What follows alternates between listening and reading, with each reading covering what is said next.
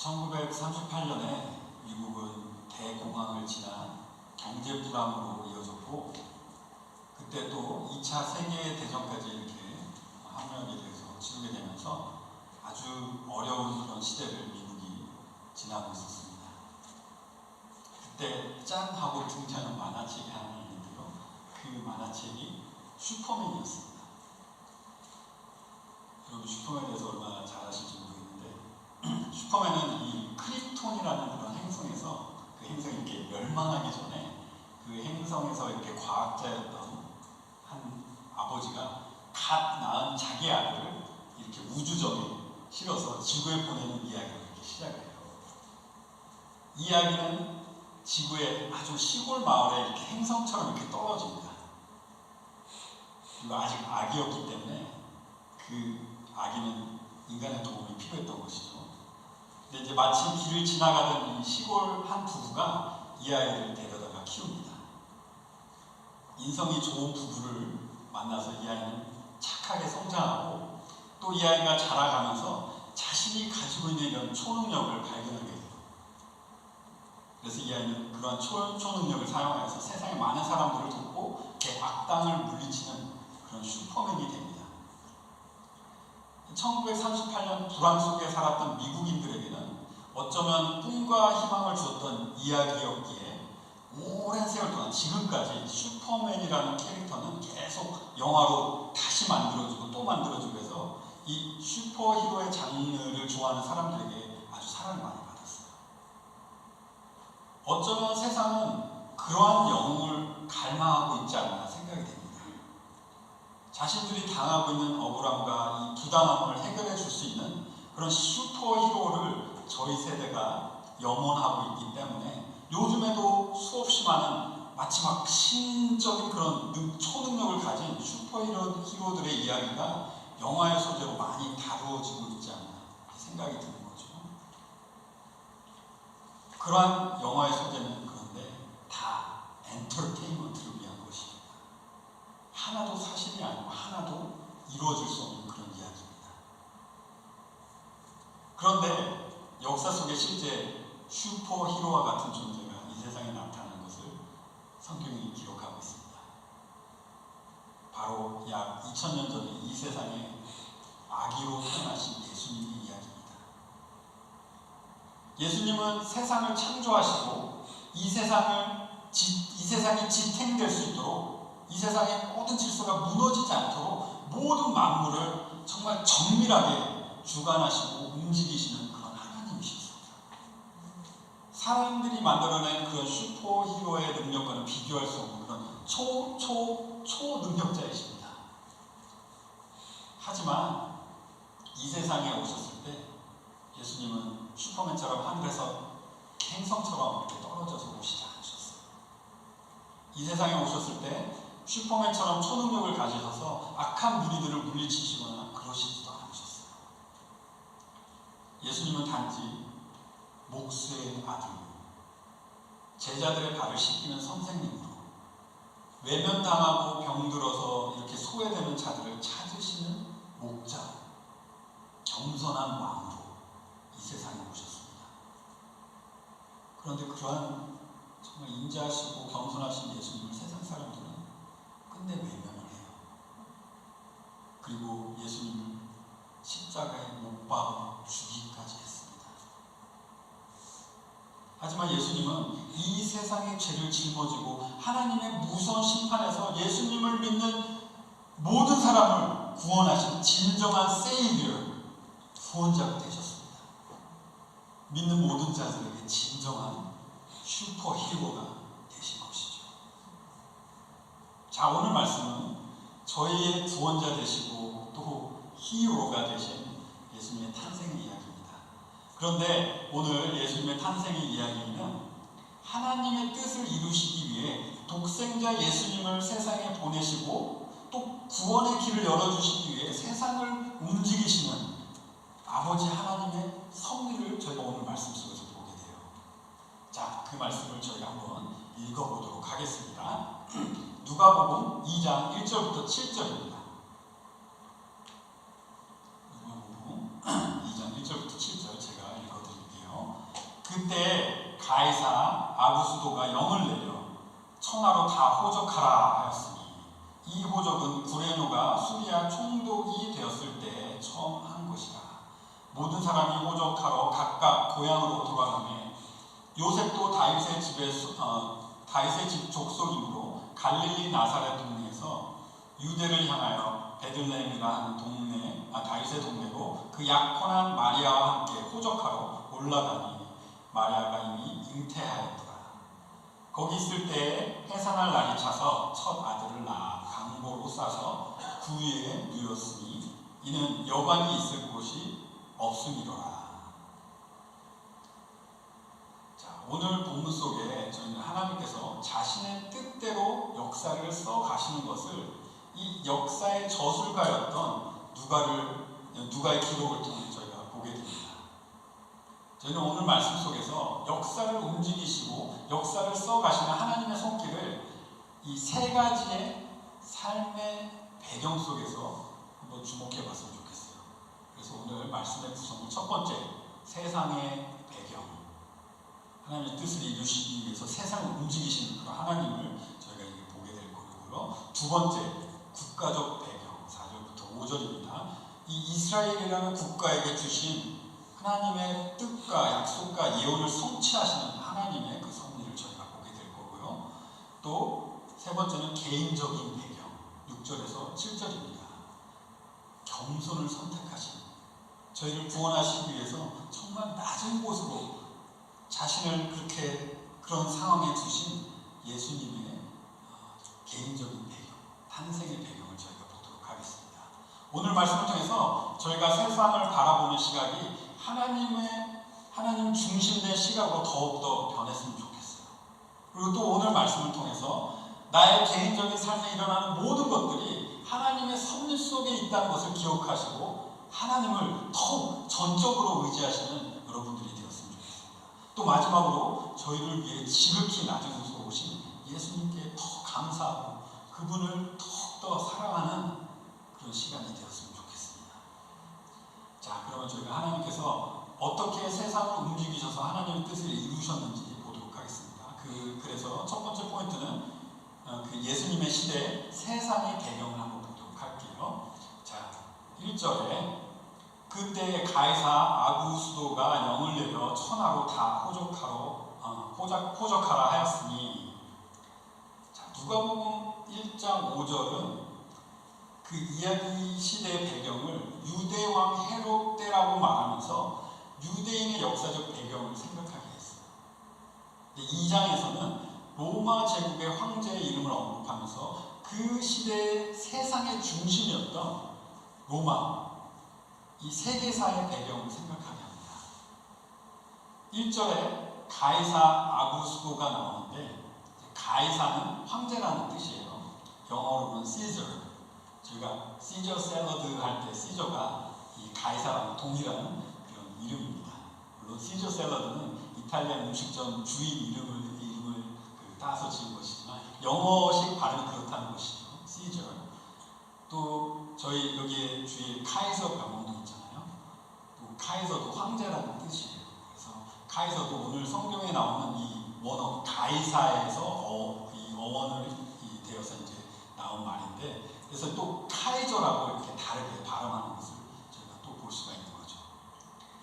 한국에서 어떤 문서에서는 또는 소설에서는 시저라고 하기도 하고 요즘은 카이사르라고 발음하는 게 보편적이라고 합니다.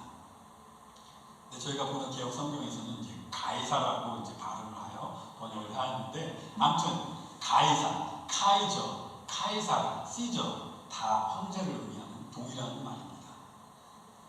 가이사는 원래 사람의 이름이었습니다.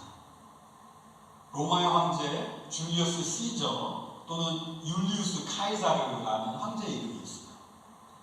율리우스 카이사르가 이제 암살을 당하고 죽고 그의 양아들 옥타비아누스가 이제 황제가 될 때, 옥타비아누스가 이제 그 양아들이 되어서 이 율리우스 이 카이저의 그 아버지죠. 이제 아버지의 이름을 자기 이름에 도용을 합니다. 그래서 여기에 나오는 가이사는 이 옥타비우스인 거죠. 옥타비아누스가 이제 로마 제국을 다스렸을 때 옥타비아누스는 많은 업적을 남겼어요. 옥타비아누스는 이렇게 많은 전쟁을 통해서 로마의 영토를 확장하였습니다.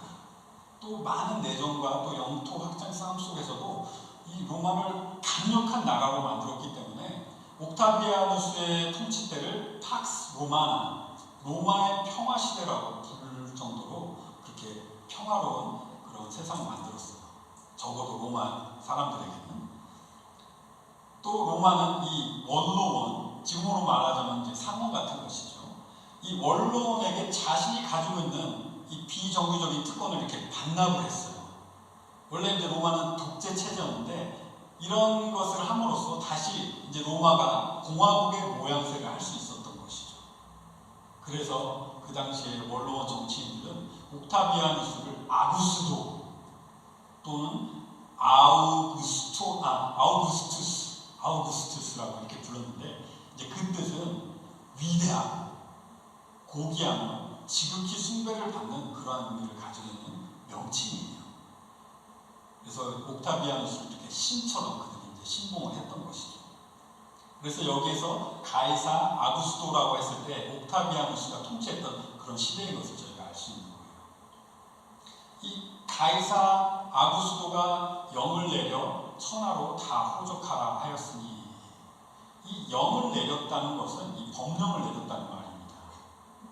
여기서 천하로 다 호적을 하라고 이 법령을 내렸다고 했는데 이 천하라는 말 속에서도 이 로마 제국이 얼마나 힘이 있는 나라인가를 저희가 이제 엿볼 수 있는 것이죠. 이 천하라는 말은 문자적인 의미로 그냥 하늘 아래 사람들이 사는 모든 곳을 의미해요.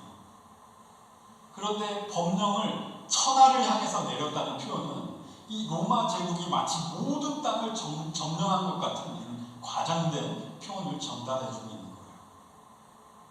그 당시에 로마는 세상의 중심이었기 때문에 이러한 과장된 표현도 그 당시 사람들에게는 납득이 되었던 것이에요. 로마를 세상의 중심으로 만들었던 가이사 아구스도는 로마인들에게 존경을 받는 그런 선왕이었을지는 모르겠지만 하지만 유대인들에게는 그렇지 않았습니다. 로마 제국의 이 패권을 위해 펼친 정책이 개방과 이 공생이었어요. 많은 그 주변 국가들에게 이제 개방을 하고 그들과 함께 살기 위해서 이제 머리를 써가면서 이제 공생을 하는 게 그들의 정책이었는데 그런 정책 속에서 로마는 유대인들 자신의 전통과 신앙을 이렇게 허락했고 유대인들의 정체성을 이어나가도록 이렇게 허락을 했지만 유대인들은 로마의 이 국가의 재정을 뒷받침해야 하는 그런 식민지였기 때문에 굉장히 힘들었어요. 고달프고. 그때 당시에 로마는 많은 이런 전쟁, 내전과 또 이렇게 외부의 전쟁으로 인해서 국가가 재정의 위기를 맞았고 이 가이사 아구스도는 이 식민지들, 자기들이 그 다스리고 있는 식민지들로부터 세금을 걷어서 국가의 재정난을 이렇게 해결하라고 했습니다. 여러분 생각해보세요. 이스라엘은 약 700년 전부터 예수님 태어나시기 700년 전부터 끊임없이 이 아수르, 바벨론, 페르시아, 헬라 제국 이런 제국들에게 지배를 받으면서 끊임없이 세금에 시달렸던 나라예요. 그런데 로마 제국이 이제 지배하는 그 아래서 로마 제국이 유대인들에게 너무나도 다양한 세금을 이렇게 막 징수를 하는 거예요. 토지세, 인두세는 사람 머리 수에 따라서 부과하는 세금이에요. 그리고 집세, 상속세, 노예 해방세, 운반세, 통관세 등 이렇게 다양한 세금을 내야 했어요. 근데 더 재밌는 것은 그뿐만 아니라 유대인들은 로마 정부에 바치는 세금 외에도 이렇게 종교적으로 내야 되는 11조, 또 성전 건축을 위해서 내야 되는 그런 헌금, 또 구제를 위해서 내는 헌금 등 이렇게 성전에 바쳐야 되는 세금처럼 바쳐야 되는 그런 또 법이 있었던 거죠. 뭐 종교적으로 내는 것은 자발적이라고 해도 로마 정부에게 바치는 세금은 강제적이었고 유대인들에게는 뭐 이런 모든 것들, 이 율법적인 것들과 또 로마 정부가 이렇게 강압적으로 이제 요구하는 이런 세금들이 정말 삶의 무거운 부담과 압박이었던 것이죠. 그렇게 세금으로 무거운 부담과 압박을 주는 로마 제국을 향한 유대인들의 시선은 저희가 지난번에 배웠던 1장 74절 사갈의 찬미 속에서 제가 그 시선을 잠깐 엿볼 수 있는데, 제가 1장 74절을 읽어드리면, 우리로 원수의 손에서 건지심을 입고 종신토록 주 앞에서 성결과 의로 두려움 없이 섬기게 하리라 하셨도다. 이 사갈의 찬미 속에 언급된 것처럼 로마 제국을 향한 유대인들의 시선은, 이 로마 제국은 그들에게는 원수와 같은 그런 제국이었습니다. 가이사 아구스도가 명을 내려 천하로 다 호적을 하라 이렇게 명하였을 때 호적을 하는 이유는 두 가지가 있었습니다.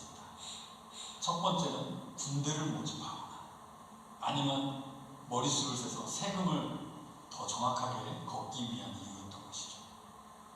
유대인들은 로마에게 병역 의무가 없었기 때문에 인구 조사의 목적은 이 유대인에게는 세금을 철저하게 로마 사람들이 거두기 위한 목적밖에 될 수가 없었던 거예요. 예전에 말씀드렸지만 누가는 역사의 저술가라고 제가 말씀을 드렸죠. 저희는 왕의 이름이 나올 때 그 이름도 생소하고 그 시대 배경도 잘 인지할 수 없지만, 그 당시의 사람들은 그 당시 황제 이름 또 고관들의 이름들만 이렇게 들어도 그 시대 배경이 어땠는지 이렇게 잘 이제 인지를 할 수 있었던 것이죠.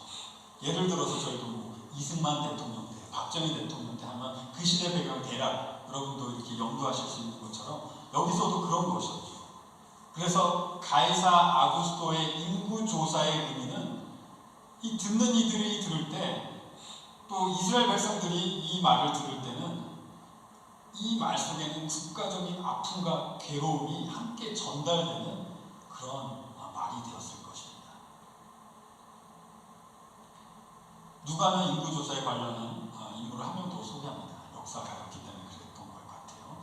그래서 2절에 이 호적은 구레뇨가 수리아 총독이 되었을 때 처음 한 것이라.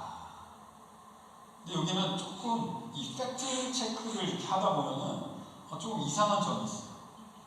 이 구레뇨는 AD 6년부터 9년에 수리아의 총독이었다고 합니다. 예수님 태어나시고 6년에서 9년 후, 이렇게 6년 후 그리고 9년까지 이렇게 총독이 되었다는 것이죠. 근데 학자들은 예수님의 탄생을 BC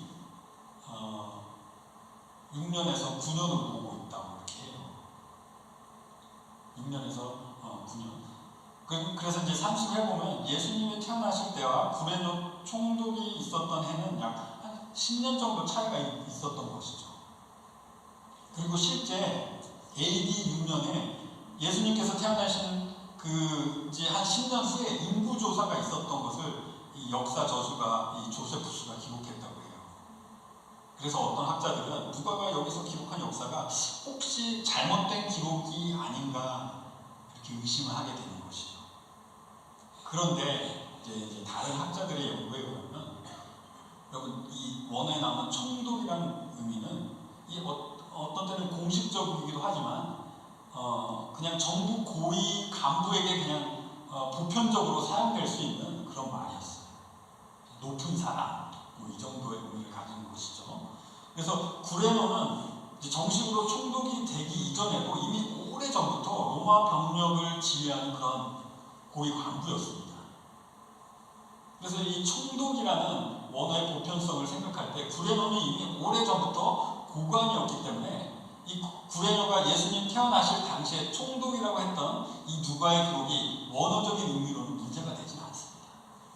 높은 사람 이렇게 이제 생각하면 전혀 문제가 되지 않는 것이죠. 그리고 역사적 기록에는 예수님 오시기 이제 BC 8년에 예수님이 태어나시기 2년에서 4년 전에 첫 번째 인구조사가 있었다고 해요. 이것도 누가의 역사적 기록이 신빙성이 있나 이제 저희가 이제 생각하게 되는 것이죠. 왜냐하면 6년이면 예수님 태어나기 시기 벌써 한 2년 전을 말하는 거니까. 그런데 이것도 그 당시에는 지금처럼 이렇게 커뮤니케이션이 빠르지 못했어요. 그래서 이 늦어질 수 있는 변수가 너무 많은 거예요. 또 그 당시에 왕이었던 헤롯은 자신의 건강 문제와 또 가정사로 인해서 인구조사 실시가 그렇게 막 프라이어리티가 아니었어요. 그래서 행정적으로 이렇게 빠르게 진행되지 않았을 거예요. 또 로마의 세금 정책을 향해 유대인들은 많은 반감이 있었습니다. 그래서 누가 뭐 빨리 세금 내야지 하면서 빨리빨리 와서 호적을 하겠어요. 이런 것들을 생각할 때 로마 황제 법령의 실시가 이렇게 바로 나왔다고 해도 1, 2, 3년 이렇게 지원될 수가 있는 그런 가능성이 충분한 것이죠. 그래서 이러한 가능성을 생각할 때 누가의 기록에 대한 역사적 정확성은 아무런 문제가 없는 거예요. 이제 3절에 모든 사람이 호적하러 각각 고향으로 돌아가며, 인구조사가 이제 지연이 되었어도 이제 마감 날짜가 있는 것이죠. 그렇지 않으면 이 마감 날짜가 없었다면 요셉이 굳이 그 만삭이 된 마리아를 데리고 아기가 태어날지도 모르는 오늘 내일 하는 그런 상황 속에서 3일 정도 걸리는 긴 여행을 할 필요가 없었겠죠. 이 마감일이 있었기 때문에 꼭 굳이 그렇게 했어야 됐겠죠. 근데 어떤 사람은 무슨 인구조사를 멀리서 하냐고, 그냥 자기 사는 마을에서 하면 되는 게 아니냐고 이렇게 하시는, 또 질문을 던지시는 예리하신 분들이 또 계시죠. 그러한 의무에 대해서도 학자들은 그 이유를 유대인들 개인들이 소유하고 있는 토지와 연관성이 있지 않을까 이렇게 추론해 보기도 합니다. 또는 로마 제국은 이 아까도 말씀드렸듯이 이렇게 포옹하고 개방하고 또 같이 공존하는 그런 정책을 썼었죠. 그래서 유대인들의 풍습을 인정해 주었기 때문에 이 자신들의 조상들에게 할당된 토지를 기업으로 삼는 율법이 반영된 이 유대인들만의 인구조사 또 호적 방법을 이 로마가 유대인들에게 허락했다고 이제 해석을 하기도 합니다. 그래서 그 유대인들의 호적 풍습에 따라서 요셉과 마리아가 자신들의 고향으로 이제 갔어야 됐던 것이죠. 자, 여러분 말씀을 들으시니까 무슨 생각이 드십니까? 여러분, 세상의 모든 역사는 하나님의 섭리 안에서 하나님의 주권과 하나님의 주관하심에서 이루어집니다.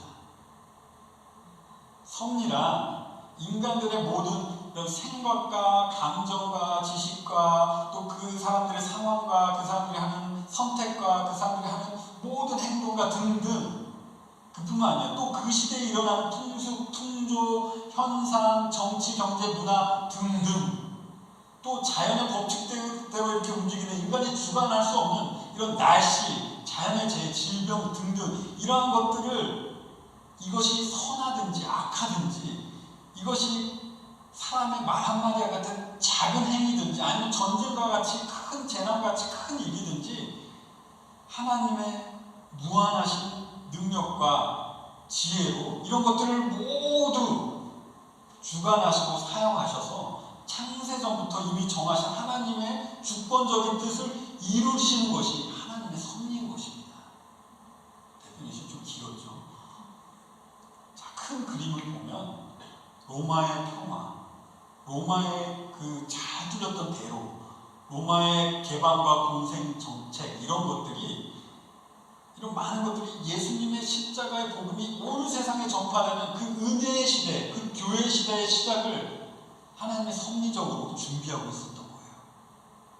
또 오늘 말씀 속에 저희가 보았을 때 이 작은 그림으로 보면 메시아의 탄생에 대해서 아무것도 알지 못하는 이 가이사가 그냥 인구 조사를 이 법령으로 이렇게 내세워서 이렇게 시행한 것이 하나님께서 요셉과 마리아가 있어야 할 장소로 움직이도록 사용하셨던, 이것도 하나님 섭리 속에 있었던 것이죠.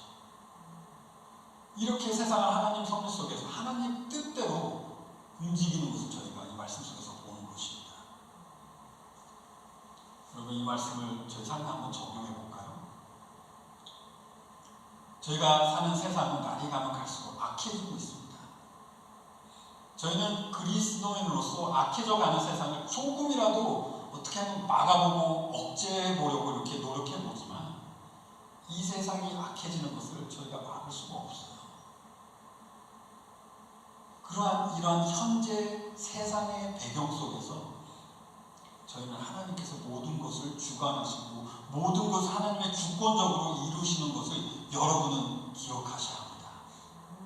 이 세상이 악해지는 것도 창세전부터 이미 정하신 이 마지막 세대를 준비하시는 하나님의 섭리 속에 있기 때문입니다. 자, 그렇다면 왜 하나님의 섭리가 요셉과 마리아를 움직여야 했었는지 저희가 한번 질문해 볼 수도 있겠죠. 자, 그래서 이제 두 번째 포인트, 국가적인 배경과 연관지어서 요셉과 마리아를 움직이셨던 하나님의 섭리를 제가 한번 생각해 봤으면 좋겠어요. 자, 4절을 읽어드리면 요셉도 다윗의 집 족속이므로 갈릴리 나사렛 동네에서 유대를 향하여 베들레헴이라 하는 다윗의 동네로 그 약혼한 마리아와 함께 호적하러 올라가니 마리아가 이미 잉태하였더라. 누가는 이제 처음으로 요셉이 한 일을 기록했어요. 데리고 간 거죠, 요셉이.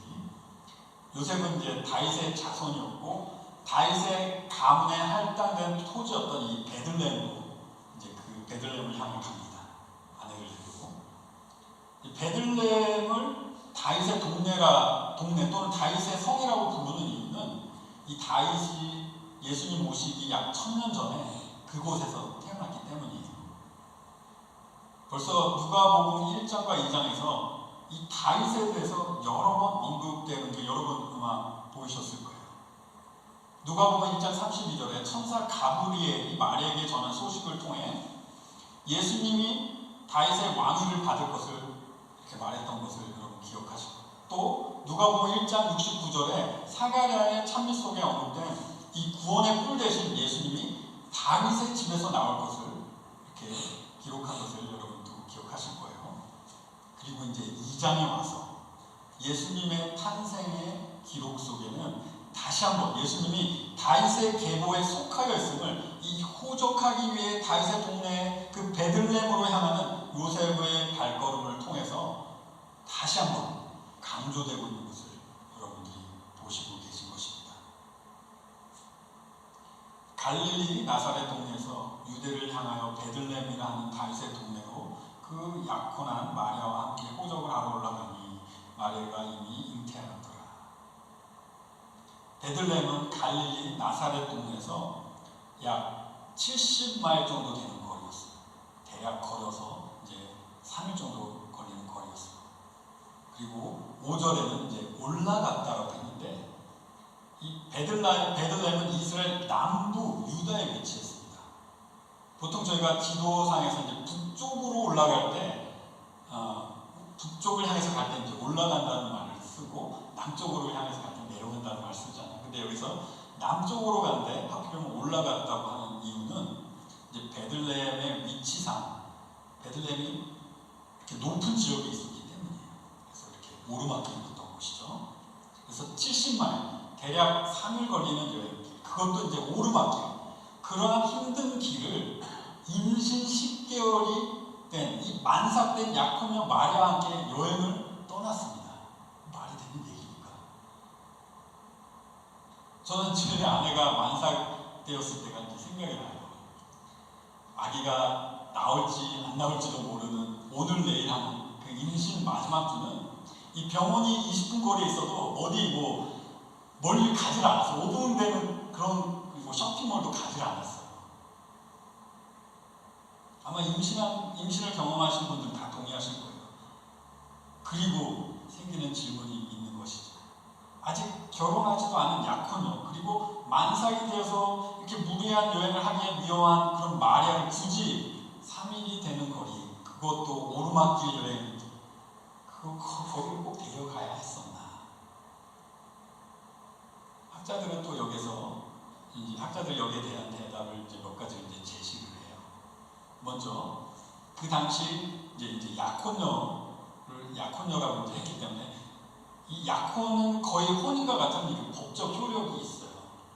그래서 약혼은 이 공식적인 예식을 통해서 이루어졌고, 약혼식 때는 아예 그냥 혼인 선약을 했기 때문에 약혼 후에 남는 절차는 그냥 약혼한 아내를 집으로 데려오는 것밖에 남지 그래서 결혼을 했다고 해도 틀린 말이 아닙니다. 그래서 아내처럼 데리고 다니는 것은 뭐 충분히 가능한 일이고 있을 수 있는 일이고 마땅한 일입니다. 그래서 마태복음 1장에서도 마리아를 약혼녀라고 하지 않고 아내라고 그렇게 하는 것을 저희가 볼 수 있어요. 그래서 아내라고 하고 약혼녀라고 해도 틀린 것이 아닌 것이죠. 자, 그렇게 만삭된 아내를 이 위험한 여행길에 함께했던 이유를 생각해보면, 이제 로마법에 의하면 12살 이상의 여자들도 이 세금을 이렇게 납세해야 되는 그런 대상이었기 때문에 호적을 꼭 해야만 했어요. 또 어느 분은 가족 대표만 가면 되지, 굳이 힘든 아내 데려가라고 그래, 그렇게 생각하실 수 있잖아요. 생각에는 혹시 너무나도 이렇게 자상했던 남편 요셉이 그렇게 기적적으로 아이를 잉태한 아내가 혼자 집에서 남으면 이 임신한 아내의 그 사람들의 그 입방아에 그렇게 오르내리면서 이제 아내가 정신적으로 이렇게 힘들어하지 않았을까. 그래서 마리아를 보호하기 위해 배려 차원에서 여행이 힘들고 또 위험하지만 마리아를 데리고 떠났다고 이렇게 추론해보는 그런 학자들도 있어요. 아니면 이 요셉도 이 마리아 뱃속에 있는 아기가 메시아인 것을 알았기 때문에, 천사를 통해서 통보를 받았기 때문에 알았었던 거죠. 그리고 자신이 이렇게 떠났을 때 이 아이가 태어날 수도 있잖아요. 근데 이제 학자들이 생각하기에 이 요셉이 그 아이의 이 출생의 순간을 놓치기 싫어서 마리아를 꼭 동참해서 여행했을지도 모른다라고 이렇게 생각하는 학자들도 있었죠. 아니면 마리아도 요셉도 천사로부터 메시아가 탄생하실 이제 소식을 들었어요.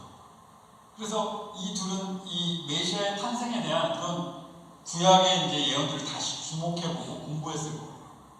그래서 그 당시 이미 잘 알려져 있던 이 미가서 5장 2절의 예언, 베들레헴 에브라다야, 너는 유다 족속 중에 작을지라도 이스라엘을 다스릴 자가 내게로 나올 것이다. 그의 근본은 상고에 영혼에 있느니라. 이 예언에 대한 이 두 부부가, 요셉과 마리아가 이 예언에 대한 엄숙한 책임을 느끼고 있었을지도 모른다는 그런 해석을 하는 사람도 있습니다. 어떤 이유가 되었던 예수님께서 베들레헴에서 태어나셔야 하는 가장 중요한 이유는 이 이스라엘이라는 국가의 역사적 배경 속에는 깊이 심겨져 있는 하나님의 언약과 메시아에 대한 예언 때문인 것입니다. 구약시대 때 이스라엘 민족을 구원하실 메시아를 보내주시겠다고 약속하신 하나님은 이 하나님의 섭리 속에서 하나님의 뜻대로 하나님의 계획을 이루시는 주권자이시기 때문에 요셉과 마리아는 무슨 이유이든지 간에 베들레헴에 있었어야 했던 것이었어요. 그렇게 이해하시는 것이 가장 올바른 이해인 것입니다.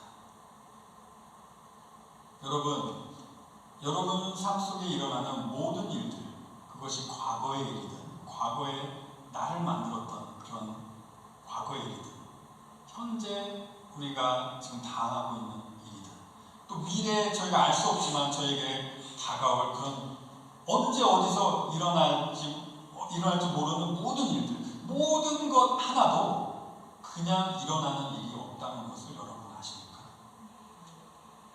특별히 여러분의 구원에 있어서 여러분 스스로가 선택해서 하나님 앞에 나오신 것 같잖아요.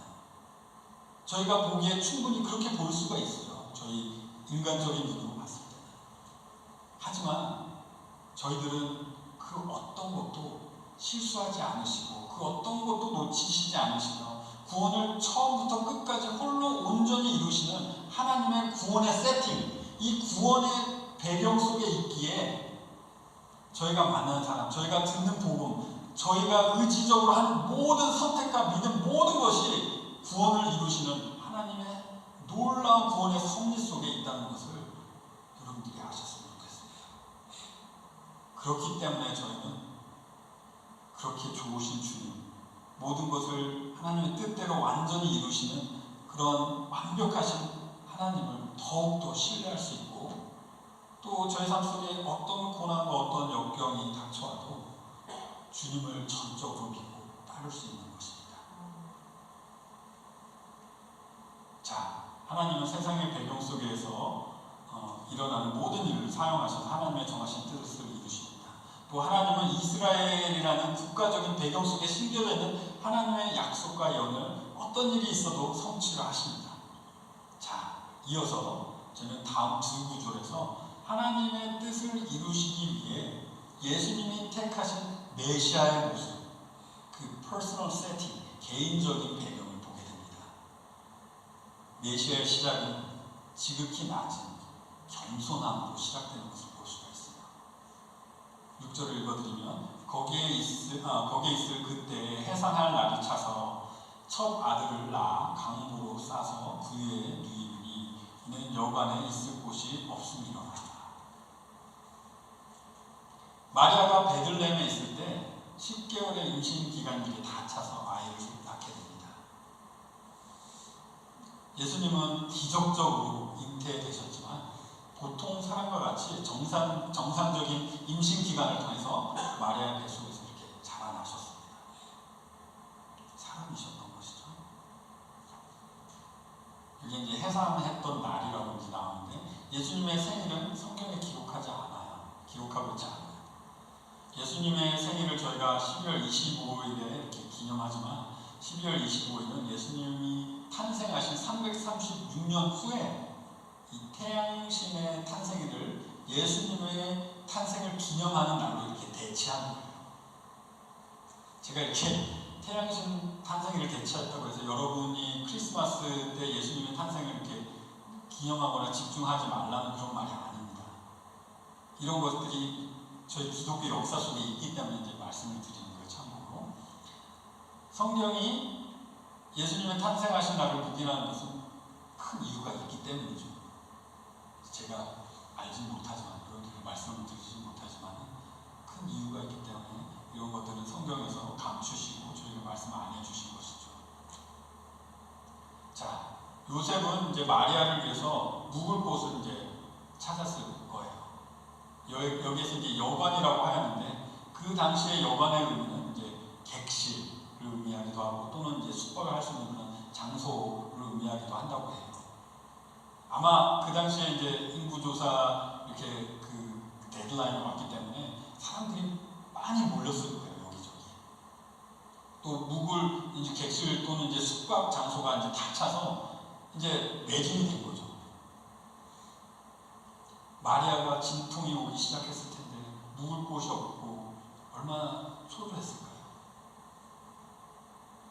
여기에 아기가 이제 구유에 누웠다라고 했는데 구유는 이제 동물의 여물을 넣는 동물의 그 가축들의 밥그릇과 같은 것이었어요. 그래서 아기가 구유에 누인 것을 기록한 것을 보아 이제 요셉이 마리아를 위해 겨우 찾은 곳이 이제 동물들이 있는 마구간이었다고 이제 저희가 생각을 하는 것이죠. 크리스마스 때 이제 마구간 장식을 보면 아주 깨끗하고 굉장히 따뜻해 보이고 코지한 그런 마구간의 이미지를 보여주잖아요. 근데 실제 마구간은 이 동물들의 그런 오물들 때문에 더럽고 냄새나는 곳이었어요.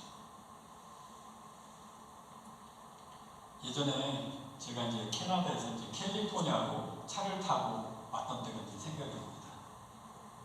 그게 이제 벌써 6년 전이고 저희 막내가 이제 1살 때였어요. 그때 이제 저희가 캘리포니아에 와서 집을 찾을 계획으로 이곳에 이제 도착했는데 한 일주일간 이 동네 저 동네 다니면서 이제 모텔에서 지냈던 기억이 나요.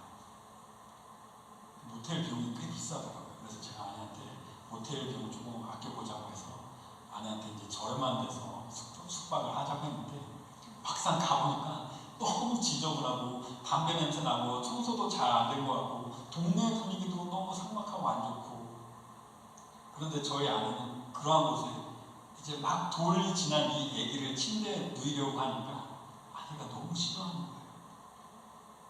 제가 너무 이제 제 생각만 해서 아내 마음을 헤아려주지 못해서 그런 기억이 나는데요. 이 아이를 생각하는 엄마에게 환경이 조금만 더러워도 이렇게 힘들어하는데 그런데 마리아가 첫 아이를 낳으면서 어디 묵을 곳이 없어서 냄새나고 청결하지 못한 그 마구간에서 아이를 낳았던 것을 생각할 때 이 메시아를 이 세상에 낳게 한 부모로서 마리아가 미안하고 어쩌면 한심하다는 생각을 하지 않았을까 하는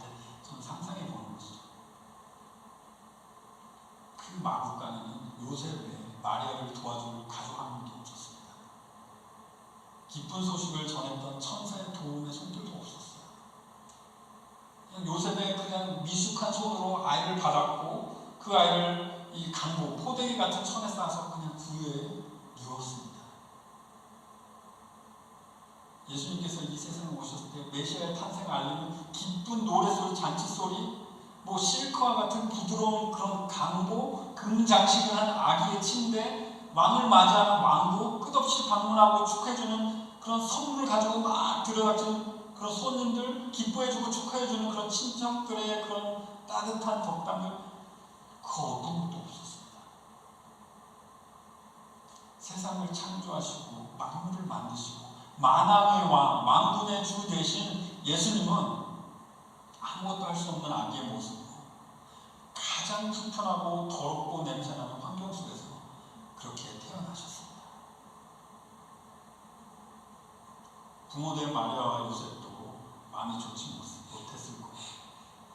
오늘날 2000년 후에 이 지나간 역사를 바라보는 자녀가 있는 부모된 저희도 예수님의 탄생의 배경을 생각할 때 저희 마음 한구석에 찡한 아픔을 주는 이런 장면이 아닌가 이렇게 생각이 드는 것이죠. 그런데 이 모든 것은 요셉과 마리아의 그런 상황과 의지와는 아무 상관이 없었습니다. 하나님 아버지께서 창세 전부터 계획하셨던 일이었고 독생자 예수님께서 하나님 아버지를 순종하신 일이었던 거예요. 빌립보서 2장 5절부터 11절의 바울의 편지 속에서 하나님의 계획을 더 저희가 확신할 수 있습니다. 빌립보서 2장 5절부터 11절을 여러분들에게 읽어드리면 너희 안에 이 마음을 품으라. 곧 그리스도 예수의 마음이니 그는 근본 하나님의 본체시나 하나님과 동등됨을 취할 것으로 여기지 아니하시고 오히려 자기를 비워 종의 형체를 가지사 사람들과 같이 되셨고 사람의 모양으로 나타나사 자기를 낮추시고 한없이 낮추셨어요. 너무 낮추셨어요. 죽기까지 복종하셨으니 곧 십자가에서 죽으시리라. 죽기까지 복종하셨으니 누구에게 복종했다는 거예요? 하나님이 복종할 사람이 누가 있어요? 하나님 아버지밖에 없어요. 이러므로 아버지 하나님이 그를 지극히 높여 모든 이름 위에 뛰어난 이름을 주사 하늘에 있는 자들과 땅에 있는 자들과 땅 아래에 있는 자들로 모든 무릎을 예수의 이름에 꿇게 하시고 모든 입으로 예수 그리스도를 주라 시인하여 하나님 아버지께 영광을 돌리게 하셨느니라. 아멘. 여러분, 예수님께서 인간의 모습으로 오시고 그것도 아무것도 할 수 없는 아기의 모습으로 또 평범하다 못해 가장 낮은 출생의 배경을 택하신 이 모든 이유는 하나님 아버지의 계획을 순종하시기 위함이었습니다. 죄로 저희 죄 때문에 심판을 받아 죽을 수밖에 없는 저희들을 불쌍히 여기시고 하나님의 자비를 베푸시고 구원의 길을 열어주셔서 영원한 생명을 주시기 원하시는 아버지의 구원의 계획을 이루시기 위해 예수님께서 순종하셔서 그렇게 하셨던 거예요. 자신을 그렇게 낮출 정도로 순종하셨던 거예요. 여러분, 아버지의 사랑, 하나님의 사랑을 독생자 대신 예수님 자신의 희생으로 보여주신 예수님 너무 좋지 않으십니까? 얼마나 감사한 일입니까? 저희를 위해 자신의 모든 것을 내어주신 예수님께 저는 가장 좋은 것으로 예배드려야 하는 것을 너무나도 당연한 것입니다. 자, 하나님은 하나님의 계획하신 모든 것을 이루시기 위해 이 세상의 모든 것들을 사용하시고 또 개인들의 모든 것들도 사용하시는 분인 것을 오늘 말씀을 통해서 보았어요. 여러분, 예수님은 하나님의 계획을 이루시기에 자신의 모든 것을 내어주셔서 이 땅에 연약한 인간의 모습으로 오셨습니다. 이 세상이 원하는 슈퍼맨과 같은 초능력자로 오신 게 아니라 저희의 죄를 대속하시기 위해서 찌르면 피를 흘릴 수 있고 그리고 죽임을 당할 수 있는 저희의 그 심판을 대신 받으셔야 되는 인간의 몸으로 오셨습니다. 그 십자가 위에서 하나님의 사랑뿐만 아니라 하나님의 공의로우심을 만족시키시기 위해서 이 세상의 모든 죄를 홀로 대신 짊어지시고 하나님의 심판을 다 받으셨어요. 하나님은 공정하십니다. 그 어떤 죄 하나도 용서하시지 않고 예수님께 다 퍼부으셔서 하나님의 공의를 만족시키셨어요.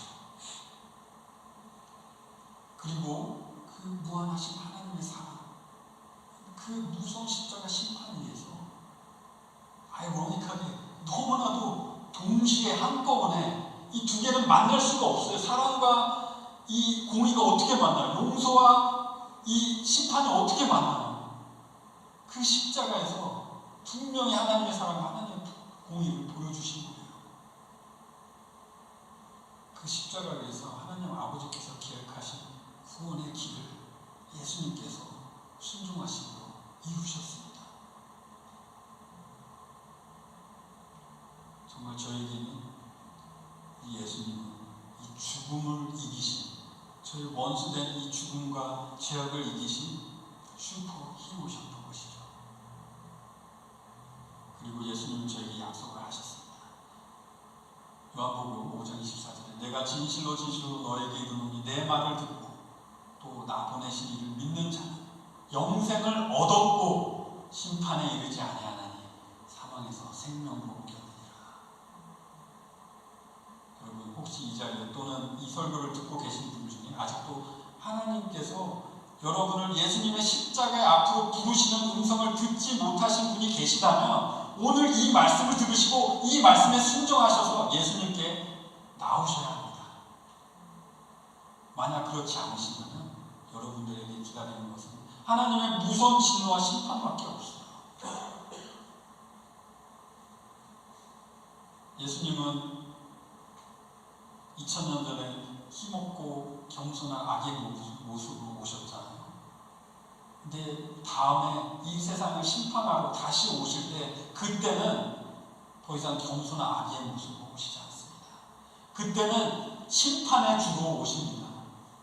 계시록 1장 13절에 심판의 주를 이렇게 묘사하고 계십니다. 촛대사의 인자 같은 이가 발에 끌리는 옷을 입고 가슴에 금띠를 띠고 그 머리와 털에 희기가 양털 같고 눈 같으며 그 눈에는 불꽃 같고 그의 발은 풀무불에 단련한 빛난 주석 같고 그의 음성은 많은 물소리와 같으며 그의 오른손에는 7별이 있고 그 입에서 좌우에 날선 검이 나오고 그 얼굴은 해가 힘있게 비치는 것 같더라. 내가 볼 때, 요한이죠. 내가 볼 때 그의 발 앞에 엎드려져 죽은 자 같이 되며 너무나도 두려운 거죠. 그가 오른손으로 내게 얹고 이르시되 두려워하지 말라. 나는 처음이요 마지막이니 곧 살아있는 자라. 내가 전에 죽었었노라. 볼지어다 이제 세세토록 살아있어 사망과 음부의 열쇠를 가졌노니 라고 계시록에 말씀하신 이분, 바로 부활하신 예수님이 믿지 않는 예수님의 그 음성을 들으려 하지 않는 여러분을 사망과 음부로 심판하실 것입니다. 여러분 꼭 하나님의 음성을 거부하지 마세요. 마다하지 마세요. 그리고 이 무서운 심판을 오늘 피하시길 간절히 기도드립니다. 마치시겠습니다. 하나님 아버지, 오늘 저에게 예수님의 그 탄생에 대한 귀한 말씀을 허락하여 주시면 감사드립니다. 하나님은 능력의 하나님이십니다.